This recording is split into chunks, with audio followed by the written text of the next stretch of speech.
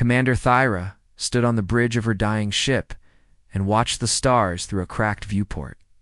The lights flickered above her head. The air tasted stale and thin. Behind her, officers worked at their stations in silence, their blue skin pale from weeks of rationed food and recycled air. 40-7 ships. That was all that remained of the Valorian people. 200,000 souls drifting through the emptiness between stars, running from a home that no longer existed. 3 months ago, their sun had exploded without warning. The scientists had said they had centuries left. They were wrong. Thyra had watched from orbit as the light consumed everything she had ever known. Her parents. Her childhood home. The temples where she had prayed. The schools where she had learned. All of it turned to ash and fire in a single terrible moment. Now they were dying slowly instead of quickly. She pressed a button on her console and spoke into the communicator. Her voice was calm, but her hands trembled slightly. "This is Commander Thyra of the Valorian refugee fleet. We are in desperate need of assistance. Our power cores are failing. Our food supplies will be gone in 12 days. We have sick and wounded who need medical care. Please, if anyone can hear this message, we need help." She had sent this same message over 400 times. No one had answered. The Galactic Concord, the great alliance of species that was supposed to protect the innocent, had declared them an acceptable loss. Too much trouble. Too far away. Not worth the resources.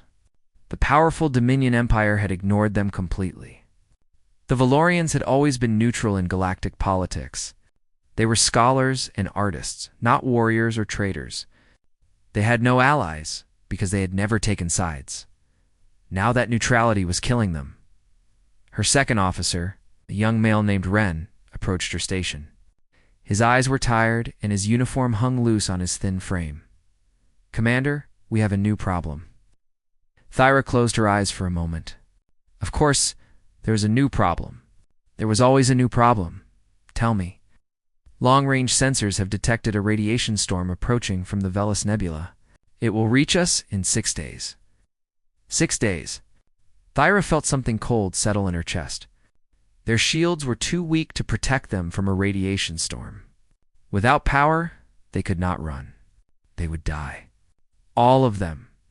Every last Valorian in the universe would be gone. "Are you certain?" she asked, though she already knew the answer. "Yes, Commander. I have checked 3 times. Thyra nodded slowly. She looked around the bridge at her crew. These people had trusted her to save them. They had followed her into the void because she had promised them hope. Now, she had none left to give. She was about to speak when her communications officer suddenly sat up straight. "Commander." "I am receiving a transmission." Thyra's heart jumped. "From who?" "The Concord. A rescue fleet." "No, Commander. It is a small vessel. Human, according to their identification signal. They call themselves the ESV Meridian." Humans. Thyra had heard of them, but had never met one. They were a young species, barely 3 centuries into space travel. They had a reputation for being strange and unpredictable. Some said they were foolishly brave. Others said they were simply fools. Put them through. A voice filled the bridge. It was warm and confident, speaking in accented galactic common. "Valorian fleet. This is Captain Elena Vasquez of the Earth Survey Vessel Meridian. We received your distress signal. What is your situation?" Thyra hesitated. This could be a trick. The Dominion was known to use deception. But what choice did she have? "Captain Vasquez, we are refugees. Our homeworld was destroyed. We are 47 ships with 200,000 survivors. Our power is failing. Our supplies are nearly gone, and a radiation storm will reach us in 6 days. We have sent hundreds of distress calls. No one has responded until now." There was silence on the other end. Thyra could imagine this human captain doing the math. A small exploration vessel could not possibly help a fleet this large. The smart thing to do would be to wish them luck and continue on their way. "Understood, Commander. We are changing course to intercept. We will reach you in 14 hours. Thyra blinked. "Captain, I do not think you understand. We are 200,000 people. Your ship cannot possibly carry enough supplies to help us. You're right, the human said. We can't save everyone, but we can help some. And that's better than helping none. We're coming, Commander. Meridian out. The transmission ended. Thyra stood in stunned silence. Ren stepped closer. Commander, do you think they are sincere? I do not know, Thyra admitted, but they are the first to even try. Far across the void, aboard the small human vessel, Captain Elena Vasquez stood in her cramped command center and looked at her crew of 12. They were gathered around her, waiting for her to speak. She had just made a decision that could kill them all. You heard the transmission, she said. 200,000 refugees. 6 days until a radiation storm kills them. No one else is coming. Her chief engineer, Marcus Chen, crossed his arms. Elena, we have supplies for 12 people on a 5-year mission. We can't feed 200,000. No, we can't. But we can give them what we have. We can share our power cells, our medicine, our food. We can buy them time. Time for what? Asked Dr. Amara Okonkwo, the ship's physician. If no one else is coming, time just means they die slower. Elena was quiet for a moment. Then she spoke. When I was a girl, my grandmother told me something I never forgot. She said the measure of who we are is what we do when no one is watching. Right now, no one is watching. The whole galaxy has decided those people are not worth saving. If we fly away, no one will ever know. No one will blame us. But we will know. For the rest of our lives, we will know that we had a chance to help, and we chose not to take it. The crew exchanged glances. One by one, they nodded. Marcus sighed and uncrossed his arms. Well, I did not join this crew to play it safe. Let's go save some aliens. Elena smiled. It was a small smile, tired but real. Set course for the Valorian fleet. Maximum speed. As the Meridian turned toward the dying fleet, Elena studied the sensor data on her screen. Something was bothering her. She enhanced the image of the radiation storm and ran an analysis. Her blood went cold. Marcus, come look at this. He leaned over her shoulder and studied the readings. His face went pale. That's not possible, but it is happening, Elena said grimly. The radiation storm was not natural. The patterns were too regular, too focused. Someone was generating it. Someone with powerful technology and a very specific target. Someone wanted the Valorian fleet. Dead. And Elena had just put her crew directly. In the path of whoever that someone was, the Meridian dropped out of faster than light. Travel and emerged into a graveyard of dying. Ships. Elena stood at her viewport and felt her heart break. The Valorian fleet stretched across the void like wounded animals huddled together for warmth. Most ships were completely dark, running only on emergency power. Some had visible damage to their hulls. Others drifted at odd angles, their navigation systems dead. Life signs, she asked quietly. Marcus checked his console. Confirmed. 200,000, give or take. Most concentrated in the larger vessels. The smaller ships are nearly empty. They must have consolidated to save power. Dr. Okonkwo was already gathering her medical supplies. I am reading high levels of radiation sickness on at least 12 ships. They need help now, Elena, and let's give it to them. Open a channel. Elena transmitted their arrival to the fleet. A few minutes later, a response came. It was Commander Thyra, and her voice was hard with suspicion. You came. We did. Why?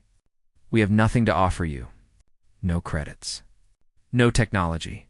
No political value. Why would you risk your lives for strangers? Elena thought about the question. It was a fair one. She could give a complicated answer about duty and morality. Instead, she gave the simple truth. Because you needed help. That's enough. There was a long silence.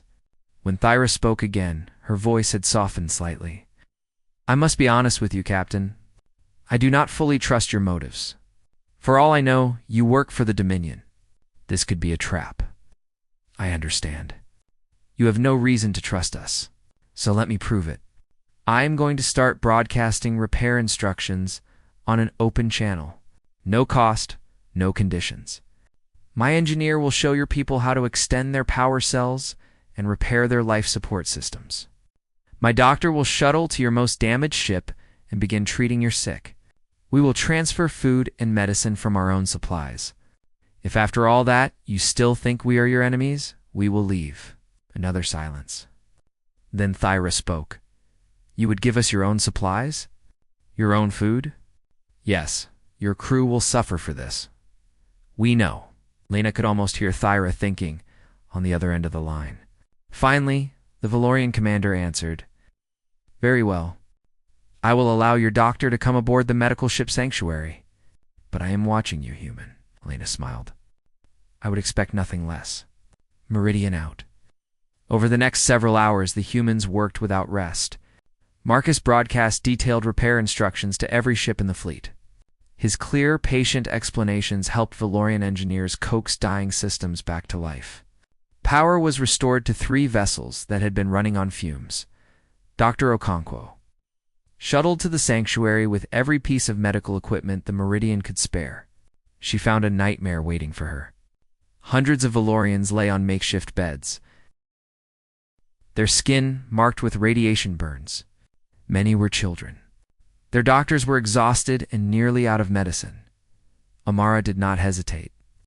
She began working immediately, moving from patient to patient, teaching Valorian medics human treatment methods, sharing drugs and techniques that were new to them. She worked for 16 hours straight without food or sleep. Alina personally supervised the transfer of supplies. The Meridian's cargo hold was emptied of food, water, blankets, and power cells. It was not much. It would not save everyone. But it would save some, and that was better than none. On the second day, Commander Thyra finally came aboard the Meridian. She stepped through the airlock and stopped. Her eyes moved across the small human ship. She saw cramped corridors and worn equipment. She saw a crew of 12 people eating half rations so that strangers could eat full ones. She saw humans who had given everything they had to people they did not know.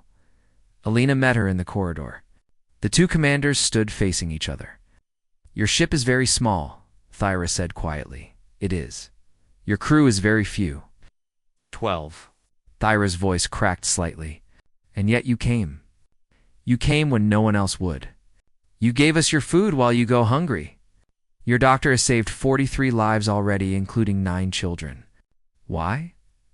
Alina led her to a viewport. Outside, the Valorian fleet drifted in the starlight.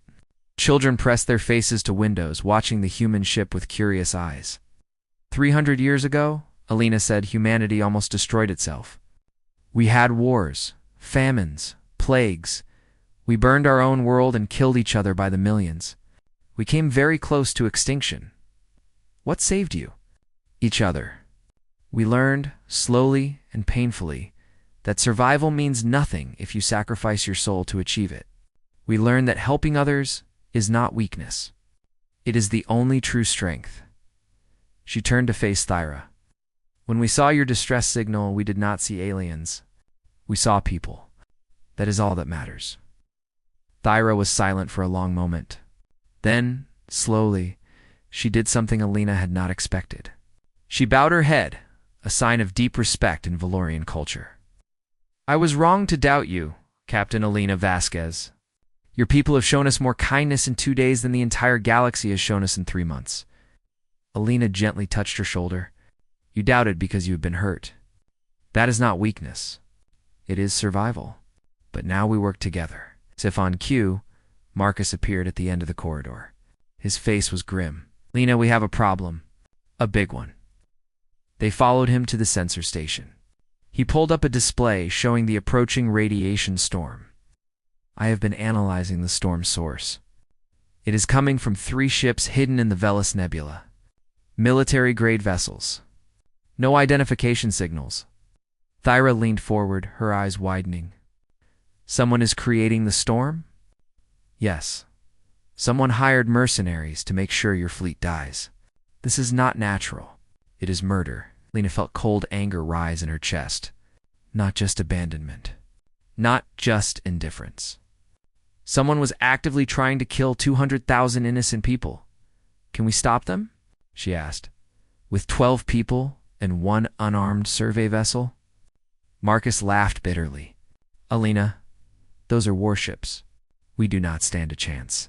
Alina looked at Thyra. The Valorian commander's eyes were filled with despair. Then it is hopeless, Thyra whispered. We cannot run. We cannot fight. We simply wait to die. Alina was quiet for a moment. Then she spoke, and her voice was steel. No, we do not wait. We do not give up. And we do not die. She turned to Marcus. You said those ships are hiding in a nebula? That means they do not want to be seen. They are operating in secret. Why? Marcus thought about it. Because if anyone knew the Dominion was exterminating refugees, it would cause a scandal. Even the Concord might be forced to act. Exactly. So we expose them. We get close enough to identify who they are and what they are doing. Then we broadcast it to the entire galaxy. Thyra shook her head. They will kill you the moment you approach. Lena smiled, and there was something dangerous in that smile. Then we do not let them see us coming. Marcus, start working on a plan. We are going to do something very stupid. Stupid is what humans do best, Marcus said with a grin. Thyra looked between them, confused by their sudden confidence. You are insane, she said. Both of you, Lena laughed. Commander, you have no idea. But that is exactly why we might just win. Outside the viewport, the radiation storm crept closer. They had 4 days left. For days to save 200,000 lives. For days to do the impossible. For humans. That was plenty of time. Alina gathered her crew in the small common room of the Meridian. 12 people sat in a circle, their faces tired but determined. On the table between them was a holographic display showing 3 warships hidden in the glowing clouds of the Velis Nebula. Here is the situation, Alina said. Those ships are generating the radiation storm. If we do not stop them, 200,000 people die in 4 days.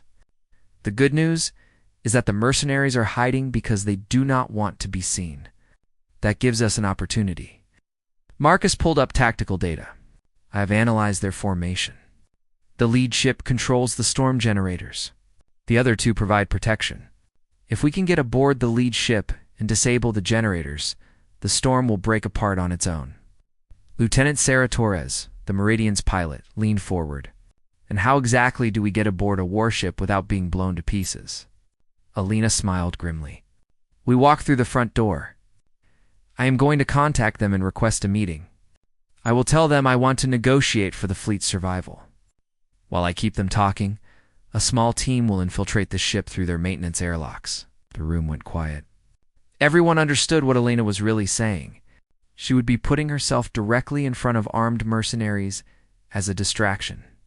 That is suicide, said Dr. Okonkwo quietly. They will kill you the moment negotiations fail. Maybe, but it gives the infiltration team a chance. Lena looked around the room. I need 3 volunteers for the boarding team. I will not order anyone to do this.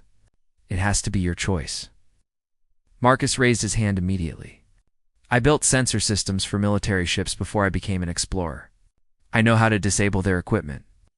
2 others raised their hands. Yuki Tanaka, a former Special Forces soldier who now served as security, and David Reyes, a young engineer, barely 25 years old. Alina looked at David with concern. You are young, David. You have your whole life ahead of you. David shook his head. Captain, there are children on that fleet. Children who will die if we do nothing. I would rather die trying to save them than live knowing I was too afraid to try. Lena felt pride swell in her chest.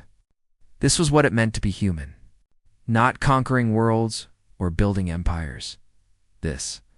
Standing up when it mattered. Then we have our team. Marcus leads the infiltration. Yuki and David provide support. I will handle the mercenaries. Commander Thera, who had been observing quietly, stepped forward. I should come with you. This is my fleet. My people? No, Alina said gently. Your people need you. If this fails, you must lead them. Promise me." Thyra hesitated, then nodded. There were tears in her eyes. "I promise." "But Captain, before you go, I need to tell you something. I have learned who hired these mercenaries. It is the Dominion." Elena was not surprised. "Why do they want your people dead?" Our scholars carried ancient star maps in their memories. Maps of regions the Dominion wants to control. With those maps, they could expand their empire by decades. They decided it was easier to kill us and take the knowledge by force than to negotiate. Then we will make sure the galaxy knows what they have done. If we succeed tonight, everyone will learn the truth. The next several hours were spent preparing. The infiltration team memorized ship layouts. Alina rehearsed her negotiation approach. Sarah Torres plotted a course that would hide the shuttle's approach in the nebula's radiation. When everything was ready, Alina stood at the airlock with her team. The rest of the crew had gathered to see them off. No one spoke. There was nothing left to say. Marcus clasped Elena's shoulder. "See you on the other side, Captain. Do not die, Marcus." "That is an order," he grinned. "I will do my best." The shuttle departed into the glowing clouds of the nebula. Alina sat alone in the cockpit, watching the stars disappear behind walls of blue and purple gas. Her heart pounded, but her hands were steady. She opened a channel to the mercenary ships. "Unknown vessels. This is Captain Elena Vasquez of the Earth Survey vessel Meridian. I wish to discuss the situation regarding the Valorian fleet. I believe we can reach an agreement that benefits everyone." There was a long pause. Then a harsh voice answered. "Human, you are either very brave or very stupid. I am Commander Voreth. You may approach my ship, but understand that if you try anything foolish, you and your entire crew will die. Understood? I am coming in peace." Alina docked with the mercenary vessel and stepped through the airlock into a corridor lined with armed soldiers. They were Krethian, a warrior species known for their brutality. Their leader, Vorath, stood at the end of the corridor. He was tall and scarred, with cold eyes that had seen countless deaths. "So you are the human who thinks she can save refugees," he said. "I have heard about your species. You are young and foolish. You believe in things like hope and compassion, and you do not." Vorath laughed. It was an ugly sound. "I believe in credits. Your Valorians are worth a great deal of money dead. Convince me they are worth more alive and we can talk." Lena followed him to a meeting room while her team approached the ship from the opposite side, in the maintenance section.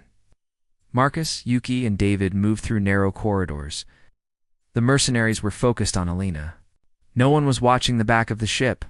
Marcus found the generator control room and began working. His fingers flew across alien consoles as he identified the systems powering the radiation storm. "Got it," he whispered. "Give me 5 minutes." In the meeting room, Vorath studied Alina with curiosity. "I do not understand you humans," he admitted. "You have nothing to gain from this. The Valorians cannot pay you. They have no power, no influence. Why do you care if they live or die?" Lena met his gaze. "Because they are people. That is enough." "People." Vorath shook his head. "There are trillions of people in this galaxy. Most of them will never matter. Most of them will live and die, and the universe will not notice. What makes these refugees special? Nothing. And everything. Every person matters, Commander. Every life has value. That is what my species believes. Then your species is weak. The strong survive. The weak perish. That is the only truth." Alina leaned forward. "You are wrong. The strong help the weak. That is what makes civilization possible. That is what separates us from animals." Vorath opened his mouth to respond when an alarm suddenly blared through the ship. Intruders in the engineering section. Vorath's eyes went cold. He pulled a weapon and aimed it at Elena's head. "You tricked me, Elena. Did not flinch. I gave my people a chance. Whatever happens to me now, you have already lost." In the engineering section, Marcus finished disabling the first generator. The storm outside began to weaken, but soldiers were converging on their position. "Move," Yuki shouted, firing her weapon down the corridor. They ran, but there were too many soldiers. David took a shot to the leg and fell. Yuki tried to go back for him, but more soldiers appeared behind them. "Go," David screamed. Mission. Marcus grabbed Yuki and pulled her toward the escape route. Behind them, David was surrounded and captured. But the generator was dead. 1 down, 2 to go. Vorath pressed his weapon against Elena's temple. "Your friends killed 1 generator, but there are 2 more. Your fleet will still die. Now I will kill you." Elena closed her eyes. She had done everything she could. She had bought time. She had tried. Then the ship shook violently. Alarms screamed. A soldier ran into the room with panic in his eyes. Commander ships, dozens of them, dropping out of hyperspace. Vorath looked at his display, and his face went pale. Elena opened her eyes and saw what he was seeing. A massive fleet had arrived. Human ships, rescue vessels, hospital ships, cargo carriers. The cavalry had come. She smiled at Vorath. "You asked why humans care about strangers. There is your answer." For the first time, the mercenary commander looked afraid. The human fleet filled the viewport with light and metal. 47 vessels had arrived. Hospital ships with red crosses painted on their hulls. Cargo freighters loaded with food and medicine. Engineering vessels carrying spare parts and power cells. Not a single warship among them. Elena stood in Vorath's command center, her hands still bound, and laughed. She could not help it. The sight was too beautiful. "You brought doctors," Vorath said in disbelief. "Not soldiers, doctors. We came to save lives, not take them." A transmission crackled through the speakers. The voice was deep and calm. "This is Admiral James Oilerin of the United Earth Emergency Response Fleet. We received a distress call from the Valorian refugee fleet and have arrived to provide assistance. Any vessel that fires on refugees or rescue personnel will be considered hostile. We do not want to fight, but we will not run from one either." Vorath stared at the display. Soldiers looked at each other nervously. They had been hired to kill defenseless refugees, not fight an actual fleet. "You are bluffing," Vorath growled. "Those are civilian ships. They have no weapons." "Some of them have weapons," Elena said. "Enough to make this fight expensive. And even if you win, the whole galaxy is watching now. People have been broadcasting since they arrived. Everyone knows what you are doing here. Everyone knows who hired you." Vorath checked his communications. She was right. Human broadcasts were flooding every channel, showing images of the dying refugee fleet, of children with radiation sickness, of the mercenary ships generating the storm. "The Dominion will not be pleased if this becomes public," one of his officers muttered. "The Dominion will be furious," Vorath agreed. He turned to Elena. "You have made powerful enemies today, human. I have made powerful enemies before. I'm still here." The standoff continued for nearly an hour. The human fleet held position between the mercenaries and the refugee ships. Admiral Oilerin repeated his message patiently. He did not threaten, did not beg. He simply stated facts and waited. Meanwhile, rescue operations began. Human shuttles crossed to the Valorian ships, carrying doctors and supplies. Engineers helped repair failing systems. Fresh food was distributed to families who had been eating protein paste for weeks. On the sanctuary, Dr. Okonkwo coordinated with human medical teams to treat the worst cases. Children who had been dying hours ago were now stable. Parents wept with relief. Valorian doctors worked side by side with human ones, learning new techniques, sharing knowledge. Commander Thera watched all of this from her bridge with tears running down her face. "They came," she whispered. "They actually came." Her communications officer looked up. "Commander, we are receiving messages from other species. Kessari Medical Frigate is asking permission to join the rescue. A Tholian cargo vessel wants to donate supplies?" Thyra stared at him. "What?" "More ships are coming, Commander." They saw the human broadcasts. "They are ashamed. They want to help." Thyra closed her eyes. For months, she had begged the galaxy for help. No one had listened. But when humans showed them what compassion looked like, suddenly everyone wanted to join. Back on Vorath's ship, the mercenary commander faced a difficult choice. His employers had paid him to ensure the Valorians died. But the situation had changed. Fighting now meant losing ships, losing men, and becoming the most hated person in the galaxy. He looked at Alina, still standing proudly despite her bound hands. "Your people are strange," he said finally. "You risk everything for strangers. You fight without weapons. You win without firing a shot. You fight with something stronger than weapons," Alina replied. "We fight with hope." Voreth was silent for a long moment. Then he did something that shocked everyone in the room. He laughed. It was not a cruel laugh. It was the laugh of a man who had just seen the universe turn upside down. "I have been a mercenary for 40 years, he said. "I have killed more people than I can count. I have never once questioned whether what I was doing was right or wrong. It was just business." He shook his head. "But this is different. You humans have shown me something I'd forgotten existed." He pressed a control on his console. "All ships, stand down. Deactivate the remaining storm generators."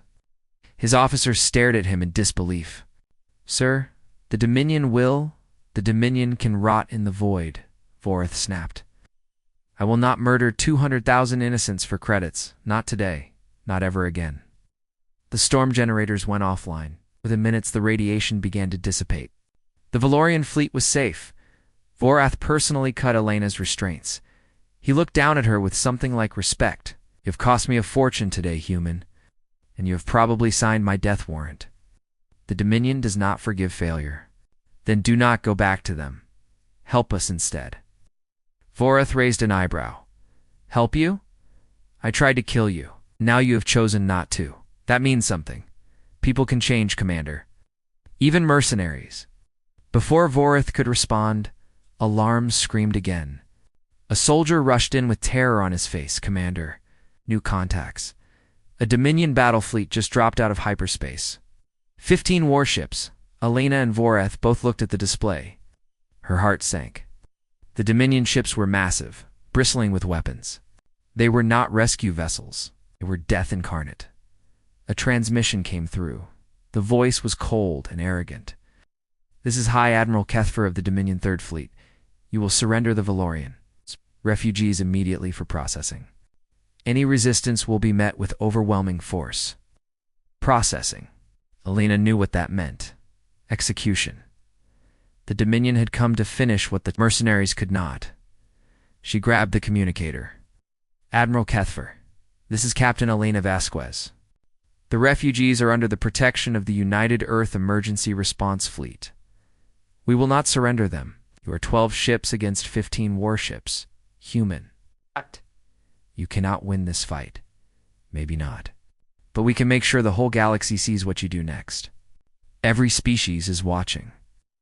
Every civilization is recording this moment. If you fire on refugees and rescue workers, you will show the universe exactly what the Dominion truly is."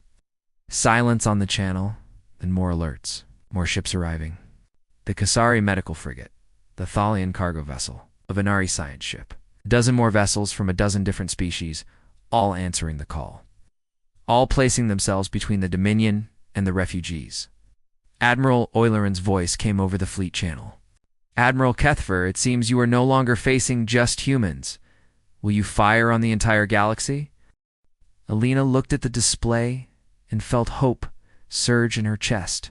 This was what humanity had started. This was what compassion could do. One small ship had shown the universe what was right. And now, the universe was standing together. Voreth stood beside her, watching his former employers face a choice they had never expected. "You humans are terrifying," he said quietly. "You do not conquer with armies. You conquer with kindness. That is far more dangerous." Lena smiled. "We do not want to conquer anyone. We just want everyone to be safe. And that," Voreth said, "is exactly why you will win." The standoff continued. The Dominion fleet held position. But more ships kept arriving. More species kept joining. The balance was shifting. The question now was simple. What would the Dominion do when faced with a galaxy united against them? Alina did not know the answer. But for the first time in days, she believed they had a chance. High Admiral Kethfer stood on the bridge of his flagship and watched his tactical display with cold fury. This was supposed to be simple. The Valorians were weak. They had no allies. No one cared about them. His fleet would arrive, eliminate the survivors, and collect the star mapping knowledge from their scholars. The Dominion would expand its territory by decades. He would be promoted to Grand Admiral. Now he faced 40 ships from 12 different species, all broadcasting his every move to the entire galaxy. His communications officer approached nervously. "Admiral, we are receiving transmissions from the Dominion Senate. They want to know why we have not completed our mission. Tell them the situation has become complicated. They are demanding results, sir. They say failure is not acceptable." Kethfer turned and glared at him. The officer stepped back quickly. On the human fleet's command ship, Admiral Oileron coordinated the defense.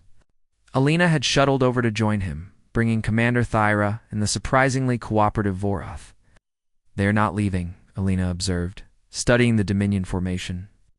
"No," Oileron agreed. "Kethfer is too proud to retreat. But he is also too smart to attack while the galaxy is watching. We are in a standoff," Thyra spoke quietly. "They will wait. Eventually, the other species will lose interest and leave. Then they will strike." "Then we need to end this now," Helena said. "We need to give Kethfer a reason to leave that does not look like surrender." Vorath leaned against the wall, arms crossed. "The Dominion cares about power and reputation. Right now, attacking you would damage both. But if you give them an excuse to withdraw with dignity, they might take it." Lena thought about this. "What if we offer them something? Not the refugees, but something else. Something they want." "Like what?" "Information. The star maps they wanted." "Thyra, your scholars still carry that knowledge, correct?" Thyra nodded slowly. "Yes, but if we give them the maps, they win. They get what they wanted." "Not exactly. What if you share the maps with everyone? Broadcast them to the entire galaxy. The Dominion wants exclusive access. If everyone has the information, it becomes worthless as a strategic advantage. They would have no reason to kill your people anymore." Thyra's eyes widened. "That knowledge is sacred. It has been passed down for generations. And your people are dying because of it.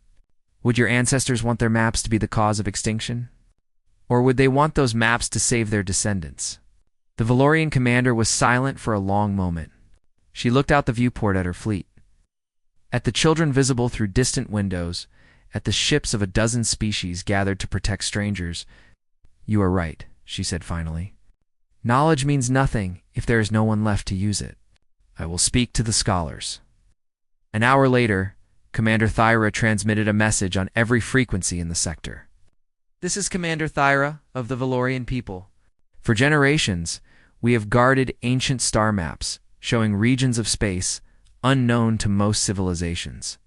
The Dominion has tried to kill us for this knowledge. They believed that by destroying us, they could claim it for themselves." She paused, and when she continued, her voice was strong. "We reject this.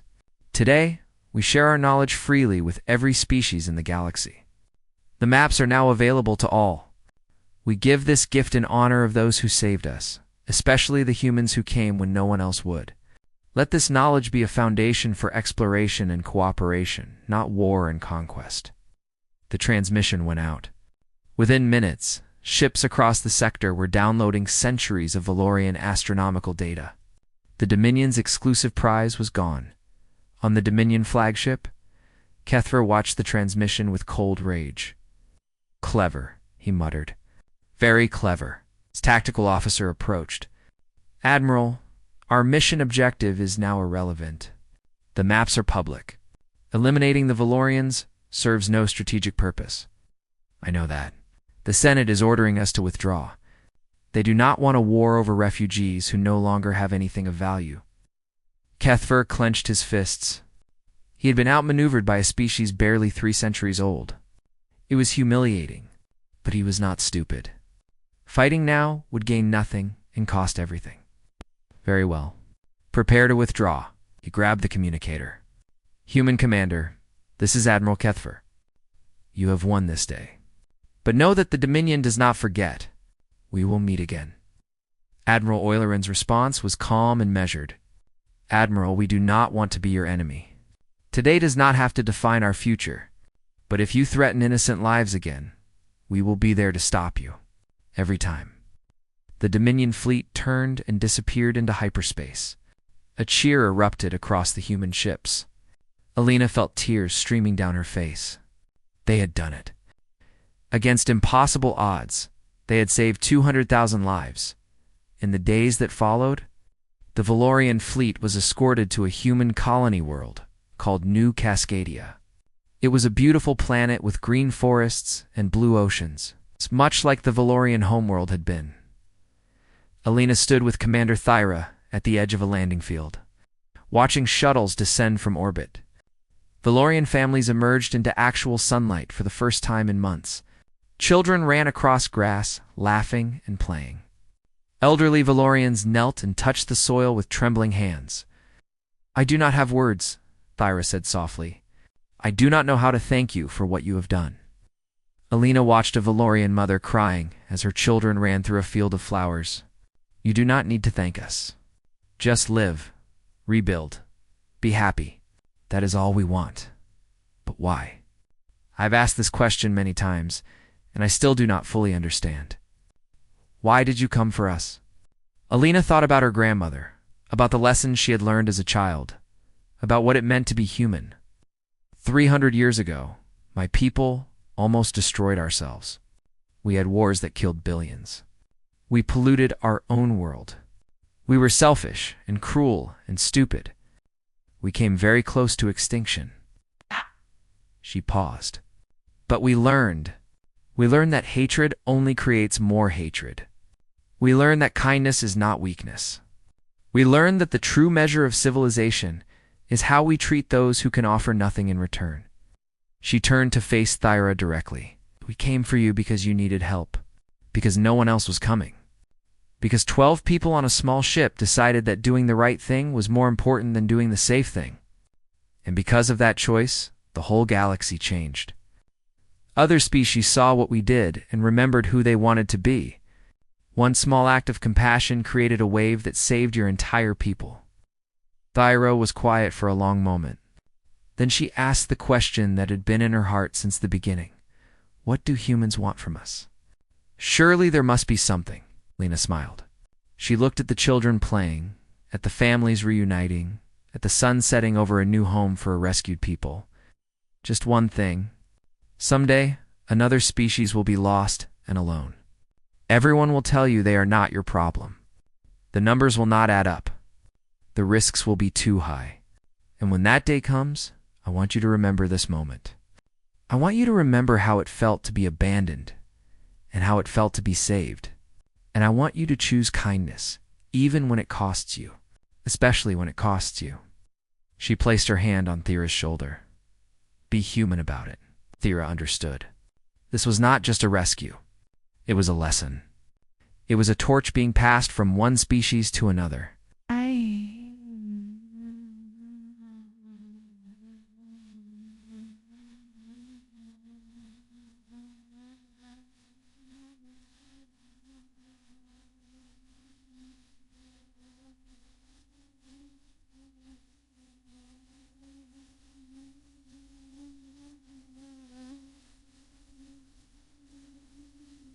She said, "We will remember, and when the time comes, we will be there for others as you were there for us."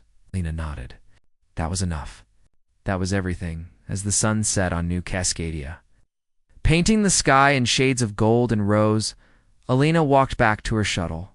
The Meridian was waiting. There was a whole universe out there full of people who needed help, full of problems to solve, full of chances to make things better. And that was exactly where humans belonged. Not conquering, not dominating, just helping. One small act at a time, one life at a time, until the whole galaxy understood what humanity had learned through centuries of pain and struggle, that love is stronger than fear, that hope is stronger than despair, and that the smallest light can push back the deepest. Darkness, this was humanity's gift to the universe. This was humanity's light.